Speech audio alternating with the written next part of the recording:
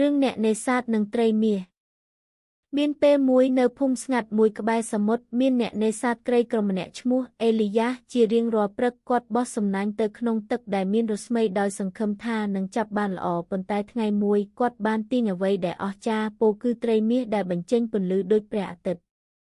សូមអ្នកនេសាទចិត្តល្អទុកជីវិតខ្ញុំផងគឺជាការតបស្នងខ្ញុំនឹងផ្ដល់ឲ្យអ្នកនៅបំណងប្រាថ្នា3អេលីយ៉ាទោះបីជាមានការភ្ញាក់ផ្អើលក៏ដោយក៏ជាមនុស្សរាបទាបគាត់ដាក់ត្រីចូលក្នុងទឹកវិញដោយថ្នមលោកបានមានប្រសាសន៍ថាក៏ខ្ញុំសុំអ្វីទេទៅដោយសេរីត្រីមាសបានបកកន្ទុយវាបាននិយាយថាអ្នកមានចិត្តសប្បុរសក៏ប្រសិនបើអ្នកបដូរចិត្តសូមហៅឈ្មោះខ្ញុំថាអូរីយ៉ែលហើយខ្ញុំនឹងមកជាមួយនោះវាបានបាត់នៅក្រោមរលកបំណងប្រាថ្នាទី1ពេលអេលីយ៉ាត្រឡប់មកផ្ទះវិញគាត់បានរកឃើញប្រពន្ធរបស់គាត់ឈ្មោះម៉ាថាកំពុងដកដង្ហើមធំនៅលើទូដាក់ចានទេរបស់ពួកគេថ្ងៃនេះអត់ត្រីនាងបានសួរគាត់ស្ទាក់ស្ទើរបន្ទាប់មកប្រាប់នាងអំពីត្រីមាសម៉ាតាបើកភ្នែកធំគអ្នកល្ងងត្រីអច្ឆរិយៈហើយឯងសុំអ្វីទេនាងបានចាប់ដៃរបស់គាត់ត្រឡប់ទៅវិញ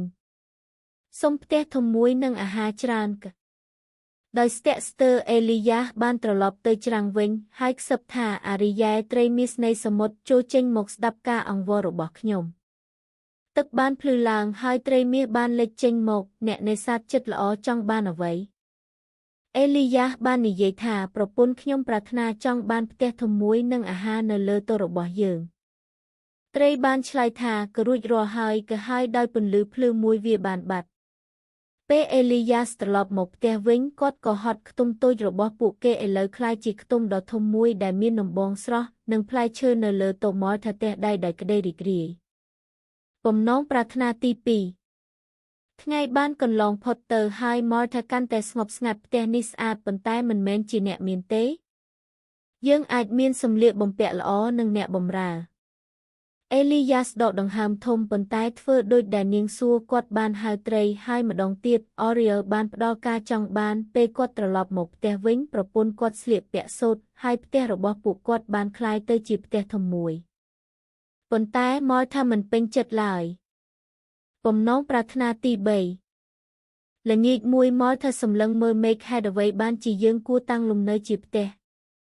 បើត្រីនោះពិតជាវេទមន្តហេតុអ្វីបានជាមិនចង់គ្រប់គ្រងស្រុក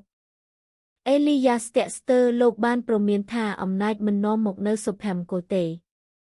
ប៉ុន្តែម៉លថាមិនស្ដាប់ទេនាងបានបញ្ជូនអេលីយ៉ាត្រឡប់ទៅសមុទ្រវិញដោយចិត្តធ្ងន់គាត់បានហៅថាអូរីយ៉ែលត្រីមាសនៃសមុទ្រចូលចេញមកស្ដាប់ការអង្វររបស់ខ្ញុំពេលនេះទឹកកាន់តែងឹតមេឃស្រឡះត្រីពណ៌មាសបានលេចចេញមកពន្លឺរបស់វាកាន់តែស្រអាប់គឺអ្នកនេសាទចិត្តល្អចង់បានអ្វីអេលីយ៉ាបានរអ៊ូទុំថាប្រពន្ធខ្ញុំចង់ធ្វើជាមហាក្ត្រីជញ្ជីងពណ៌មាសរបស់អូរីយ៉ែលបានភ្លឺឡើងខប្រយ័ត្នអ្នកនេសាទលោភលន់ជាមេដែលគ្មានមេត្តាបន្ទាប់មកដោយប៉ះកន្ទុយចុងក្រោយវាក៏បាត់ទៅអេលីយ៉ាបានត្រឡប់មកផ្ទះវិញដើម្បីស្វែងរកវិមានដ៏ខ្ពស់មួយម៉លថាអង្គុយនៅលើបល្ល័ង្កមួយមកុដធ្ងន់នៅលើក្បាលរបស់នាងប៉ុន្តែនៅពេលដែលនាងញឹមដោយជោគជ័យព្យុះដ៏អស្ចារ្យមួយបានកើនឡើងផែនដីញ័រជញ្ជាំងវាំងបានប្រេះបែកហើយដោយសំឡេងក្រហមអ្វីបានបាត់អស់ដោយទុកអេលីយ៉ានិងម៉ាតាឈរនៅក្នុងខ្ទមដ៏តូចចាស់របស់ពួកគេ